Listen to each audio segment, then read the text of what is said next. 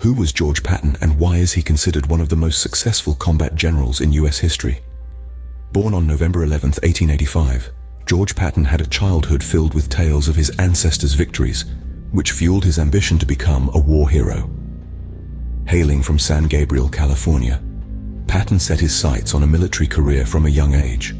He was deeply inspired by his ancestors, who fought in the American Revolution and the Civil War, and was determined to follow in their footsteps. His first step toward this goal was enrolling in the Virginia Military Institute in 1904. After a year, he moved to the U.S. Military Academy at West Point, where he graduated in June of 1909. The following year, Patton married Beatrice Ayer, a childhood friend. Their union marked the start of a lifelong partnership. Patton's ambition didn't stop at domestic bliss, though. In 1912, he competed in the pentathlon at the Stockholm Olympics. He displayed a particular talent in fencing and managed to secure a respectable 5th place overall. In 1913, Patton was appointed the post of Master of the Sword at the Mounted Service School in Kansas. There, he not only taught swordsmanship, but also attended the school as a student. Despite his grace with the sword, Patton was known to be somewhat accident-prone. Some even believed that his explosive temper and penchant for cursing were the result of a skull injury he sustained in his 20s. But these speculations and his occasional clumsiness didn't deter Patton. He was determined to make his mark in the military, and his early life was just the beginning of a journey that would see him become one of the most celebrated generals in US history. Despite his somewhat clumsy nature, Patton was determined to make his mark in the military, setting the stage for a remarkable career. Patton's military career took off in 1915 when he led cavalry patrols against Pancho Villa at Fort Bliss along the Mexican border. It was his first real taste of battle, and it was here that Patton began to craft the aggressive military strategies that would become his trademark. In 1916, Patton's tactical prowess caught the eye of John J. Pershing, commander of the American Expeditionary Forces in Mexico. Patton's heroics during the Battle of Columbus, including the personal shooting of Mexican leader Julio Cardenas, impressed Pershing. Recognizing Patton's potential, Pershing promoted him to captain and invited him to lead Pershing's headquarters troop upon their departure from Mexico. But the real turning point in Patton's career came in 1917, during the First World War. Patton was the first officer assigned to the American Expeditionary Force Tank Corps, a new and untested branch of the military. Tanks had recently proven their effectiveness in the Battle of Cambrai in France, and Patton was quick to recognize their potential. In a show of initiative and leadership, Patton established the American Tank School in Bourg, France. There, he trained American tankers to pilot the French Renault tanks, honing their skills for the battles to come.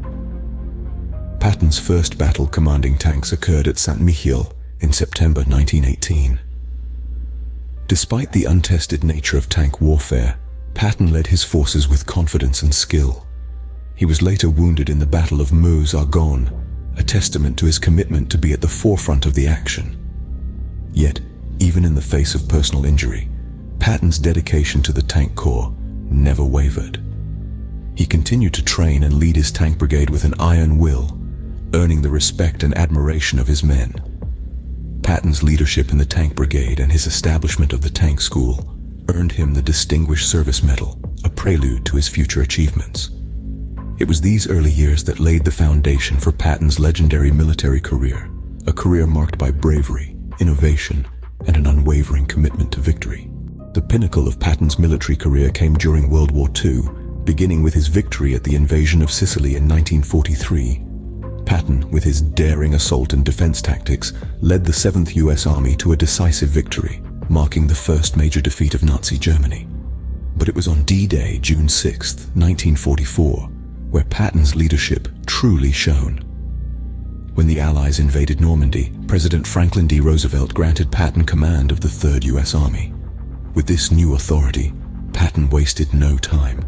He pushed his troops to advance no matter the obstacle. He famously told them, "Keep on advancing, whether we go over, under, or through the enemy." And advance they did. The Third Army, under Patton's relentless leadership, swept across France, They captured town after town, pushing the Axis powers back with every step they took. It was during this time Patton earned his nickname, Old Blood and Guts. His ruthless drive and apparent lust for battle were clear for all to see. In a letter to his wife, he even wrote, "When I'm not attacking, I get bilious." The year 1945 saw Patton and his army achieve a monumental feat.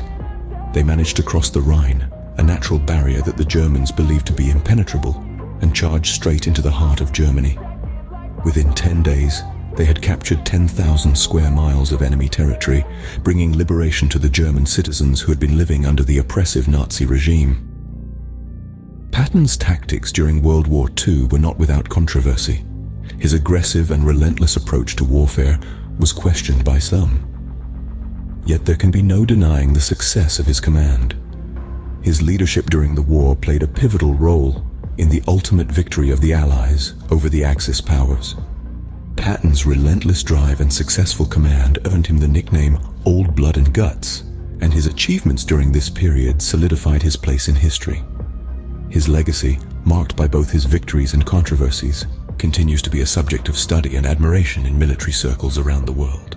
In December 1945, Patton's illustrious career was abruptly ended when he broke his neck in a car crash near Mannheim, Germany.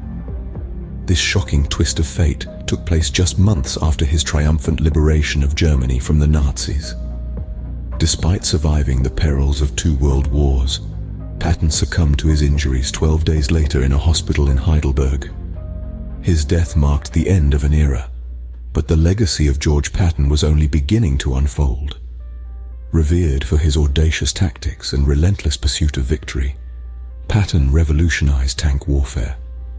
He transformed these machines of war into pivotal instruments of battle, changing the face of modern warfare forever. Moreover, his role in the liberation of Germany was instrumental in ending the Second World War, a feat that earned him a place amongst the greatest military leaders in history. George Patton, one of the most successful combat generals in US history, left an indelible mark on military history, his legacy living on long after his untimely death.